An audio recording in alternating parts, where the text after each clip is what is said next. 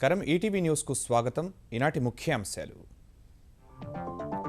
మరోసారి తెలుగు రాష్ట్రాల ముఖ్యమంత్రుల ఆత్మీయ భేటీ చండీ యాగానికి చంద్రబాబును ఆహ్వానించిన కేసీఆర్ 27న హాజరు కానున్న ఏపీ సీఎం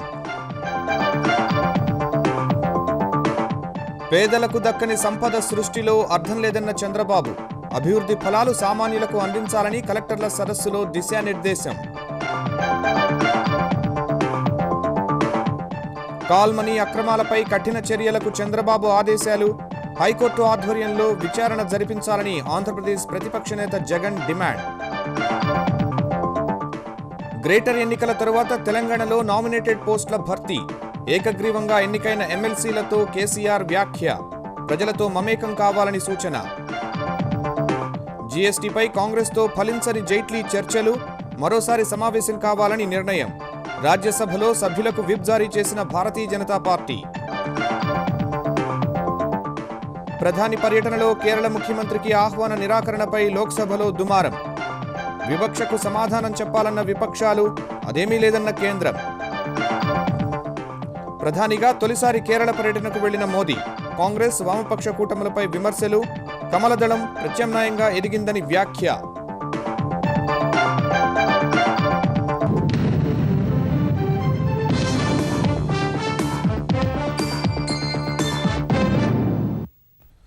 సర్వ మానవాళి సంక్షేమం కోసం నిర్వహించనున్న అయుత చండీ యాగానికి రావాలని సీఎం చంద్రబాబును ముఖ్యమంత్రి కేసీఆర్ విజయవాడ వెళ్లి ఆహ్వానించారు కేసీఆర్ను సాదరంగా ఆహ్వానించిన చంద్రబాబు ఆయనకు ఆంధ్ర రుచులతో విందు ఇచ్చారు ఆప్యాయంగా పలకరించుకున్న ఇరువురు ముఖ్యమంత్రులు ఇరు రాష్ట్రాల అభివృద్ధి పరస్పర సహకారంపై చర్చించుకున్నారు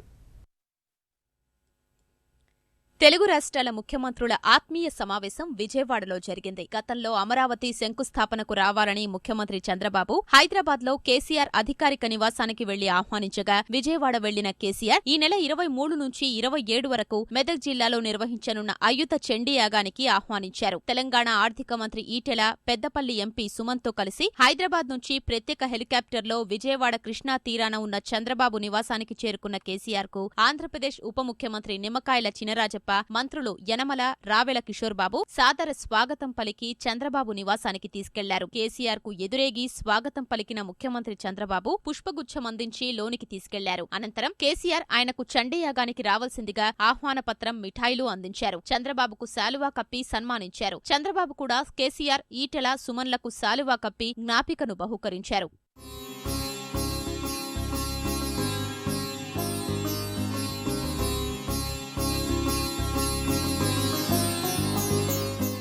ఇరువురు నేతలు యాగం ఇరు రాష్ట్రాలకు సంబంధించిన అంశాలపై మాట్లాడుకున్నారు యాగానికి రాష్ట్రపతి ప్రణబ్ ముఖర్జీతో పాటు గవర్నర్ నరసింహన్ తమిళనాడు గవర్నర్ రోసయ్య మరికొందరు రాజకీయ ప్రముఖులు హాజరు కానున్నట్లు చంద్రబాబుకు కేసీఆర్ వివరించారు మరోసారి విజయవాడకు వస్తానని చంద్రబాబుకు తెలిపిన కేసీఆర్ అమరావతిలోని రుద్రమదేవి శాసన విశిష్టతను వివరించారు ఆంధ్రప్రదేశ్ ఆర్థిక పరిస్థితి కేంద్రం నుంచి వస్తున్న నిధుల గురించి కేసీఆర్ అడగ్గా క్లిష్ట పరిస్థితుల్లో నెట్టుకొస్తున్నట్లు ఆంధ్రప్రదేశ్ ఆర్థిక మంత్రి యనమల వెల్లడించినట్లు తెలిసిందే అనంతరం నేతలు కలిసి భోజనం చేశారు కేసీఆర్ కోసం ప్రత్యేకంగా ఆంధ్ర సంప్రదాయ వంటకాలైన గోంగూర పచ్చడి ఉలవచారు వెన్నపూస నాటుకోడి పులుసు నాటుకోడి వేపుడు నెల్లూరు చేపల వేపుడు ముద్దపప్పు ఆవకాయ బందరు లడ్డు కాకినాడ కాజా సహా 15 రకాలు వడ్డించారు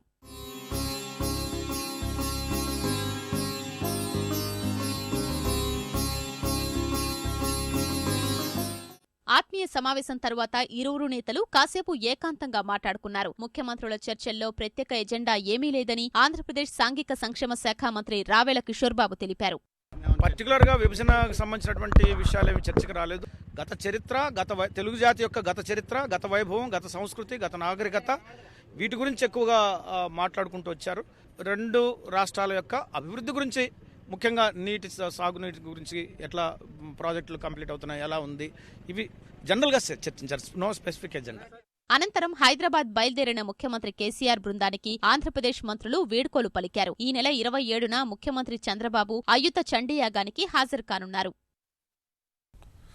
విజయవాడ నుంచి హైదరాబాద్ చేరుకున్న ముఖ్యమంత్రి కేసీఆర్ సతీ సమేతంగా వెళ్లి గవర్నర్ నరసింహన్ను అయుత చండీ యాగానికి ఆహ్వానించారు గవర్నర్ దంపతులను గౌరవపూర్వకంగా సన్మానించి సాదరంగా ఆహ్వాన పత్రికను అందించారు యాగానికి సంబంధించిన ఏర్పాట్లు వంటి అంశాలపై ముఖ్యమంత్రి గవర్నర్కు వివరించారు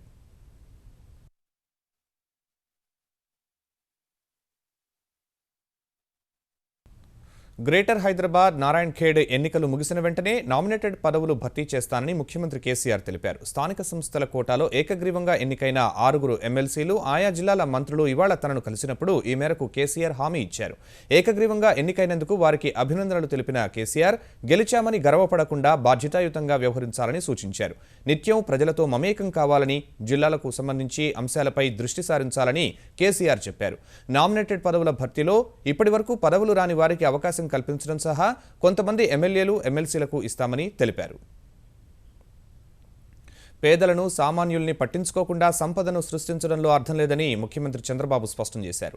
సంక్షేమం, అభివృద్ధి, సేవలను సమ్మిళితం చేసి నవ్యాంధ్రను వృద్ధి పదంలోకి తీసుకెళ్లాలని విజయవాడ గేట్వే హోటల్లో జరుగుతున్న కలెక్టర్ల సదస్సులో నిర్దేశించారు. అమరావతిలో పరిపాలనా నగరాన్ని 2018 నాటికి ఎట్టి పరిస్థితుల్లోనూ నిర్మించి తీరతామన్న ముఖ్యమంత్రి అభివృద్ధిలో జిల్లాలు పోటీ పడాలని సూచించారు. సమాజంలో ఆర్థిక అసమానతల్ని తొలగించి అభివృద్ధి ఫలాల్ని ప్రతి ఒక్కరికీ అందేలా పాలన సాగాలని ముఖ్యమంత్రి చంద్రబాబు అధికారులకు సూచించారు. విజయవాడలో జరుగుతున్న జిల్లా కలెక్టర్ల సదస్సు తొలి రోజు ప్రభుత్వ లక్ష్యాల్ని వివరించిన ఆయన రాష్ట్ర స్థూల ఉత్పత్తి 11.77% వృద్ధి సాధించినా ఈసారి వ్యవసాయ రంగం ఆశించిన ఫలితాల్ని రాబట్టలేకపోయిందన్నారు. మొదటి త్రైమాసికంలో 9.72, రెండో త్రైమాసికానికి 13.94% వృద్ధి సాధించామన్న ఆయన ఇదే జోరు మిగిలిన 2 త్రైమాసికాల్లోనూ సాగాలన్నారు. రైతుల ఇబ్బందుల్ని తొలగించేందుకు వచ్చే ఫిబ్రవరిలో మరో విడత రుణమాఫీ నిధుల్ని విడుదల చేస్తామన్న ఆయన ఆంధ్రప్రదేశ్ దేశంలో అగ్రగామి రాష్ట్రంగా ఎదిగేందుకు సంక్షేమం, అభివృద్ధి, ప్రభుత్వ సేవల్ని సమగ్రంగా సామాన్యుడికి చేరాల్సిన అవసరం ఉందన్నారు.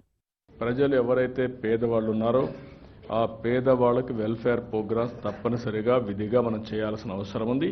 పూర్ వస్తుంది, పూర్ ఎప్పుడు సఫర్ అవుతా ఉంటే మనం ఏదో రిఫార్మ్స్ తీసుకొచ్చి ఆ రిఫార్మ్స్ వల్ల సంపద సృష్టిస్తే కూడా వీరికి అది ఉపయోగపడదు.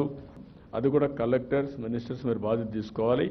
ఏ జిల్లాకు ఆ జిల్లా పోటీ పడాలి. మీ జిల్లాను డెవలప్ చేసే బాధ్యత మీరు తీసుకోవాల్సిన అవసరం ఉంది. ఆంధ్రప్రదేశ్ పాలన 2 చోట్ల నుంచి జరగడం సరైంది కాదని చంద్రబాబు అభిప్రాయపడ్డారు. అటు సెక్రటరీస్ ఉండడానికి కానీ, లేదంటే అధికార యంత్రాంగం మొత్తం రావడానికి కానీ, అసెంబ్లీ పెట్టుకోవడానికి కానీ మనకు సరైన ప్రిమిసెస్ కూడా ఇంకా ఎస్టాబ్లిష్ చేసుకోలేకపోయాం. జూన్ లోపల అందరూ ఇక్కడ వచ్చే విధంగా ఏమేం చేయాలో ఆ కార్యక్రమాలు కూడా జూన్ లోపల ఇవన్నీ కూడా పూర్తి చేసుకుంటాం.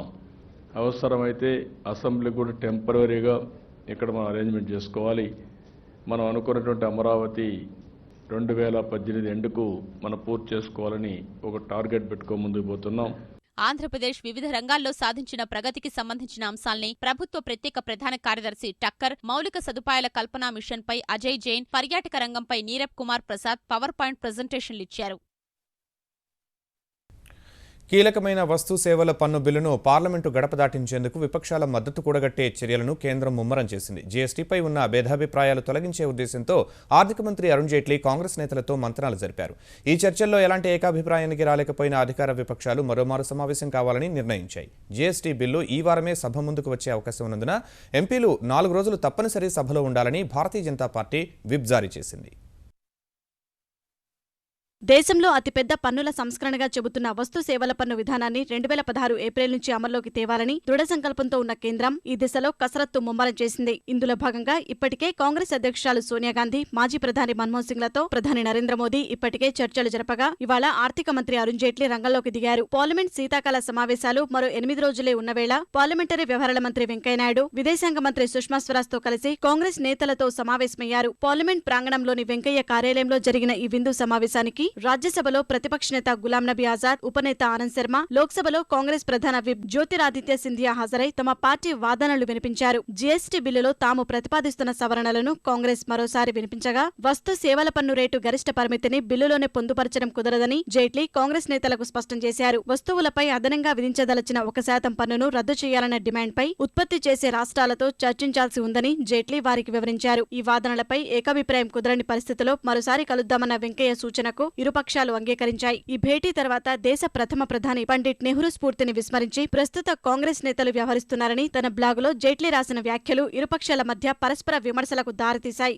ब्लॉग लिखेगी, ब्लॉग बनाएगी, ये जनता का ध्यान इन सब से जीएसटी पे। ऐसा लगता है कि पूरे दुनिया को जीएसटी ने ही खड़ा करके रखा है हिंदुस्तान में। अरे जीएसटी जरूरी है, लेकिन कहीं न कहीं जो देश में हो रहा है, आतंक जो फैलाया जा रहा है बीजेपी के या बीजेपी सहयोगी मुख्यमंत्री या मंत्री के द्वारा, कहीं न कहीं तो केंद्रीय सरकार एक्शन लेगी। एक्शन वहां कहीं नहीं लेगी, सिर्फ कहेगी कि भाई एक बिल पास करा दो। इस पर हमें कोई विश्वास और कोई भरोसा नहीं है। और Indian National Congress Indian National confuse party हो गई है। No sense only nonsense.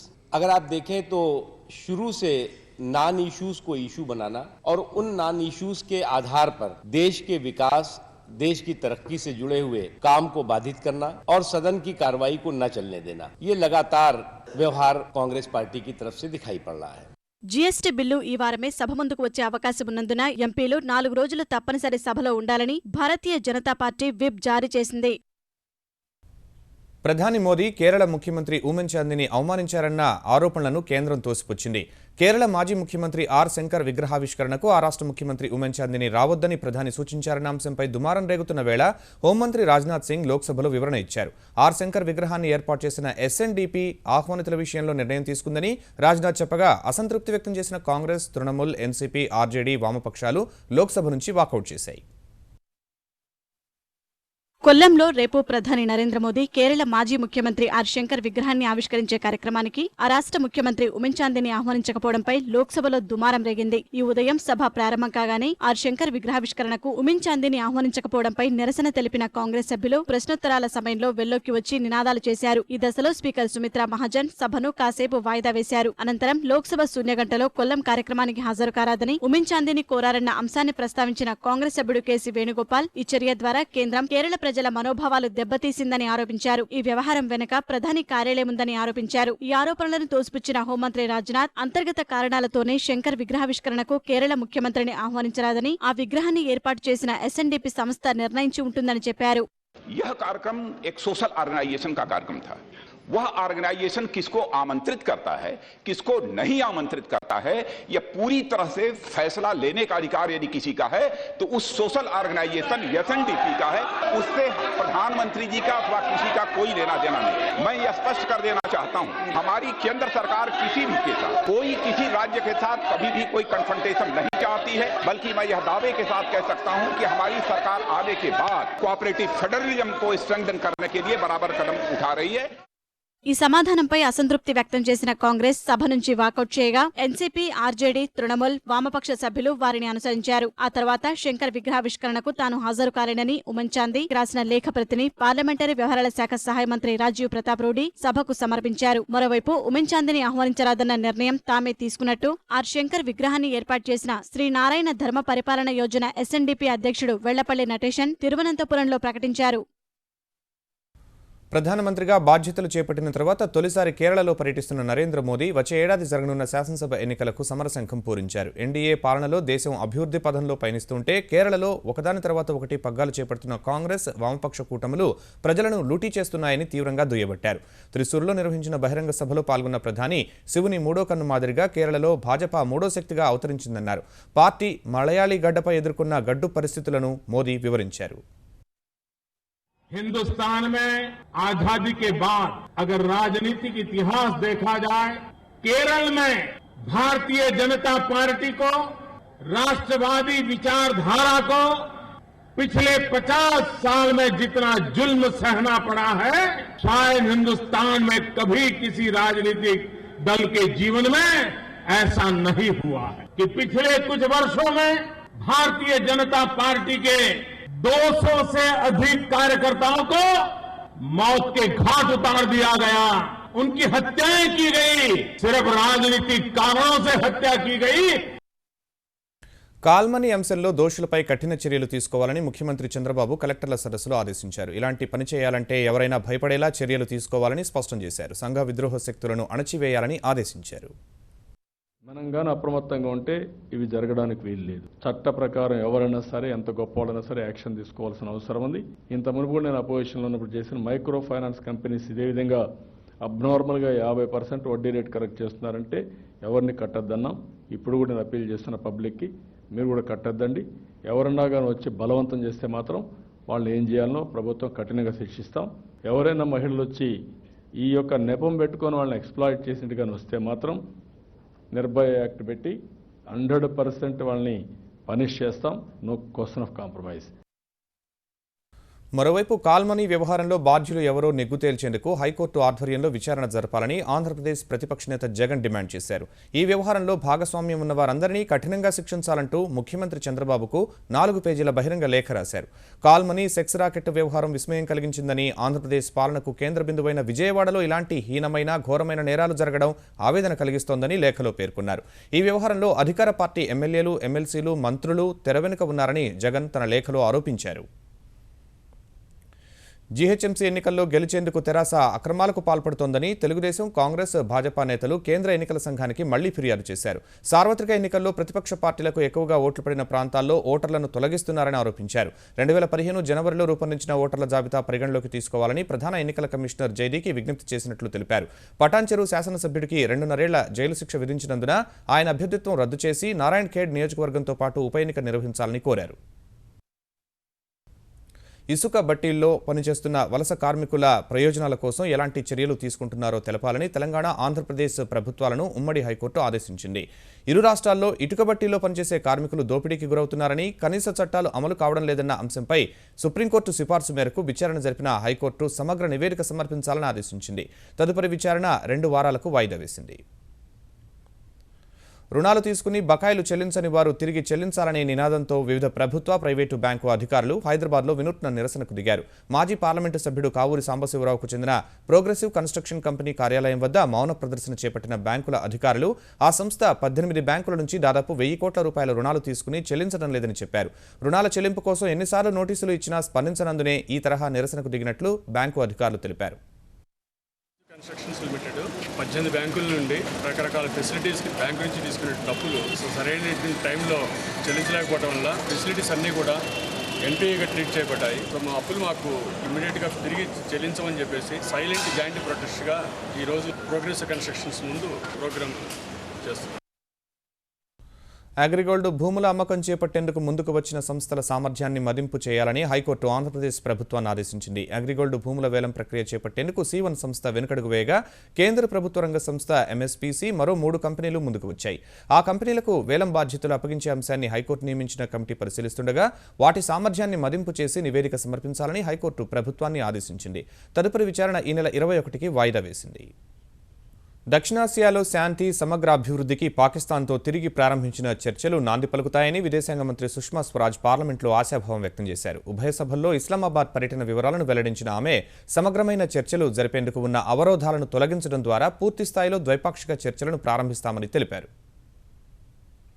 రాజ్యసభలో వాయిదాల పర్వం వరుసగా 5వ రోజు కొనసాగింది. గత వారం నేషనల్ హెరాల్డ్ కేసుకు సంబంధించి కాంగ్రెస్, ఇతర విపక్షాలు చేపట్టిన ఆందోళన మధ్య 4 రోజులు ఎలాంటి కార్యకలాపాలు సాగకుండానే సభ వాయిదా పడగా పంజాబ్లో దళిత యువకుల హత్యలను నిరసిస్తూ బహుజన్ సమాజ్ పార్టీ, కాంగ్రెస్, ఇతర విపక్ష సభ్యుల నిరసనల మధ్య సభ పలుమార్లు వాయిదా పడింది.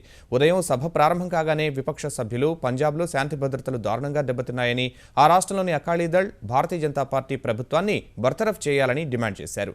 ఈ దశలో డిప్యూటీ చైర్మన్ కురియన్ ఎన్నిసార్లు వారించినప్పటికీ విపక్ష సభ్యులు వెనక్కి తగ్గని పరిస్థితిలో సభ 4 సార్లు వాయిదా పడి చివరకు రేపటికి వాయిదా పడింది. పప్పులు, ఉల్లిపాయలు సహా ఇతర ఆహార పదార్థాల ధరలు పెరిగిన వేళ టోకు ధరల ఆధారిత ద్రవ్యోల్బణం నవంబర్ నెలలో గణనీయంగా పెరిగింది. అక్టోబర్లో -3.81% పడిపోయిన టోకు ధరల ఆధారిత ద్రవ్యోల్బణం నవంబర్లో -1.99% పెరిగింది. 2014 నవంబర్ నుంచి టోకు ధరల సూచి మైనస్లలోనే కొనసాగుతుండగా ఈ సంవత్సరం అక్టోబర్, నవంబర్లో నమోదైన వృద్ధితో దేశ ఆర్థిక వ్యవస్థపై ద్రవ్య సంకోచ ఒత్తిళ్లు తగ్గినట్లయింది. అక్టోబర్లో 2.44%గా ఉన్న ఆహార ద్రవ్యోల్బణం గత నెలలో 5.2%కి ఎగబాకిందని కేంద్ర ప్రభుత్వ గణాంకాలు చెబుతున్నాయి. అక్టోబర్ నెలలో పారిశ్రామిక ప్రగతి 9.8% నమోదు కావడం స్టాక్ మార్కెట్ను లాభాల్లోకి తెచ్చింది. క్రితం సెషన్లో 208 పాయింట్లు కోల్పోయిన సూచి ఇవాళ 3 నెలల కనిష్ట స్థాయిని నుంచి కోలుకుని 106 పాయింట్ల లాభంతో ముగిసింది.